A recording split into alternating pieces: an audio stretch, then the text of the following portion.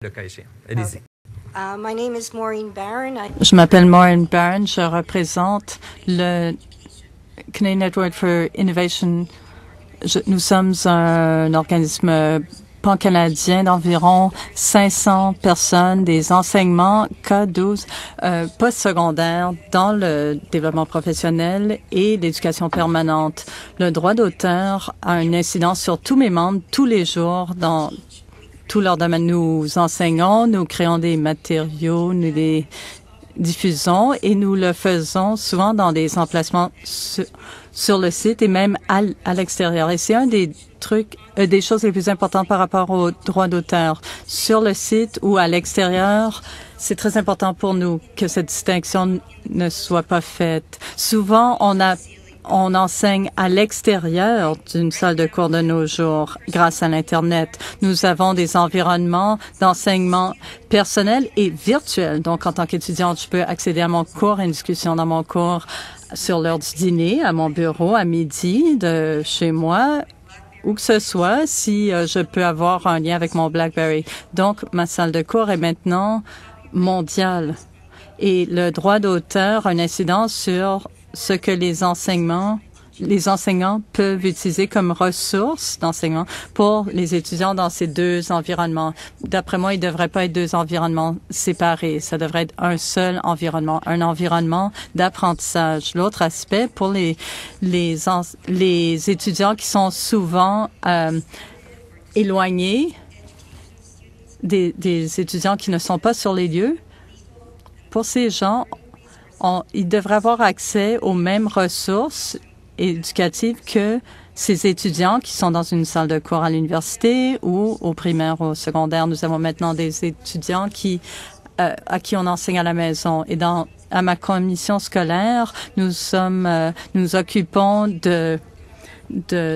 d'étudiants en prison, des gens qui sont qui ont des maladies à la maison. Et en tant qu'enseignante au primaire, j'ai besoin du droit légal de donner à ces étudiants les mêmes ressources que les étudiants, les élèves qui sont au primaire, pas loin de chez eux. Et l'autre aspect par rapport à l'utilisation équitable, c'est que le secteur de l'enseignement n'a pas les mêmes ressources que le secteur privé. Les ressources de bibliothèques et ainsi de suite sont nécessaires pour nous. On ne peut pas se permettre des coûts élevés à long terme. Et dernièrement, en tant qu'enseignante, l'élément de ce délai de 30 jours par rapport aux enregistrements électroniques, si j'enseigne le même cours 3 fois par année, je ne peux pas recréer ces choses 3 fois par année. C'est trop onéreux. Merci beaucoup. Micro ordinaire, donc de 2, on va aller à 3. Donc, bonjour, je m'appelle André Dumont. Je suis membre du conseil d'administration de l'Association des journalistes indépendants du Québec. On représente environ 125 membres et puis il y a toujours d'autres journalistes qui ne sont pas membres qui font appel à des conseils chez nous. En journalisme indépendant, ce qui se passe en ce moment, c'est que les éditeurs nous demandent de renoncer à tous nos droits sur nos œuvres. Alors, je vais vous donner un exemple. Chez TVA Publications, qui appartient à Québécois, on nous demande ou on nous oblige, en fait, si on veut collaborer avec eux, à céder nos droits sur les œuvres qu'on a livrées dans le passé, qu'on va livrer dans le présent et dans le futur, sur tous les supports, sur tous les territoires.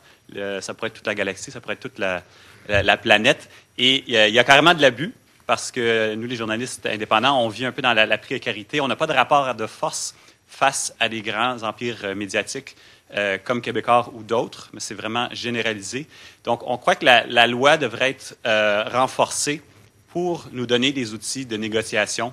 Par exemple, on pourrait peut-être, la loi pourrait empêcher les éditeurs de nous obliger de céder à des droits de façon rétroactive, sans rémunération. Aussi, ce qui se trouve être un peu abusif, c'est qu'en cédant tous nos droits, moi, en tant que journaliste, si j'écris une chronique et par la suite, je voudrais faire un livre, ben, dans mon contrat, c'est marqué tous les supports. Donc, je ne peux pas publier un livre parce que, par hasard, il y avait tous les supports de mentionnés. Donc, la loi pourrait prévoir, par exemple, qu'un éditeur ne peut pas demander de céder un droit sans avoir raisonnablement l'intention de se servir de cette œuvre-là.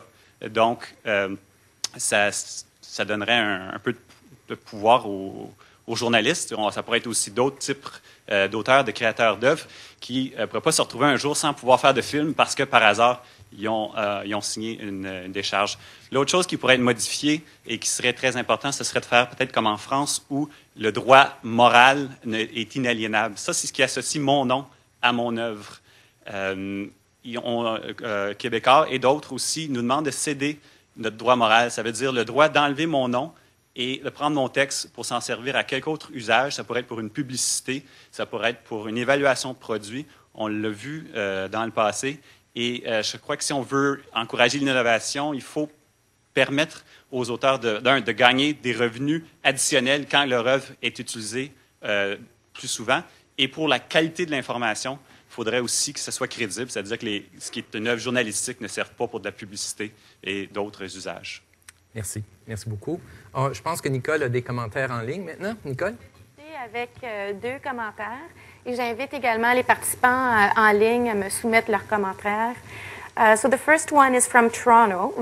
Le premier vient de Toronto, Victoria de Toronto. Je travaille pour l'industrie de la musique.